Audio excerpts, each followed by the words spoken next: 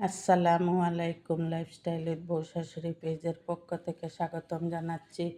আজকে আমি বানাচ্ছি ভেজিটেবল এগ চিজ রোল।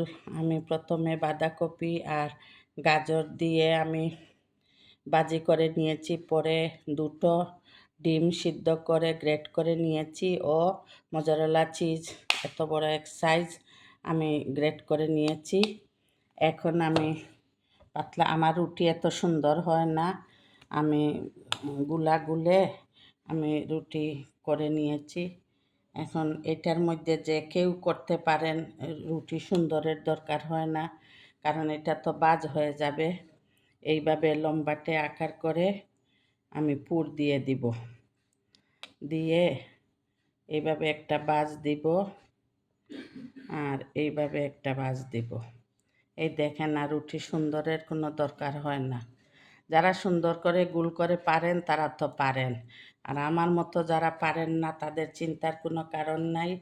এইভাবে বাজ করে নেবেন, এইভাবে ঘুরিয়ে ঘুরিয়ে ঘুরিয়ে ঘুরিয়ে। এই দেখেন, এই যে আমার রুটি সুন্দর হয় নাই, আর কি বোঝা যাচ্ছে? বোঝা যাচ্ছে না। এই দেখেন, আমার একটা রোল হয়ে গেল।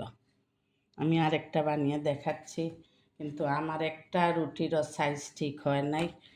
এই দেখেন, কিন্তু আমার কোনো আফসোস নাই, কারণ আমি তো এটা এই বে সাইজ দেখা যাবে না, ওইগুলা তো আমি কাবার করে নিব।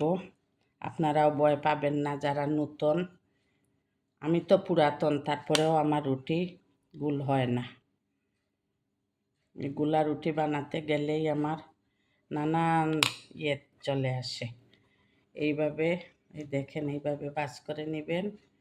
এইখানে একটু আটা করে লাগিয়ে নিলাম, আর এই দেখেন, আর আর দেখেন কত সুন্দর হয়ে গিয়েছে, আর যে বাঁকা বুকা বোঝা যাচ্ছে না। এইভাবে আমি সবগুলা বানিয়ে নিব। আমার এক চিজ ভেজিটেবল রোল হয়ে গিয়েছে। এখন আমি ইয়েতে ময়দার ব্যাটারে গড়িয়ে ব্রেড ক্রাম্বসে গড়িয়ে নিব। এখন আমি ময়দা গুলে নিয়েছি এবং ব্রেড ক্রাম্বসও একটা প্লেটে নিয়ে নিয়েছি। এখন একটা করে রোল এই ময়দার ব্যাটারের মধ্যে দিব, আর উঠিয়ে ব্রেড ক্রাম্বসে গড়িয়ে উঠাই নিব। এইভাবে সবগুলা করে নিব।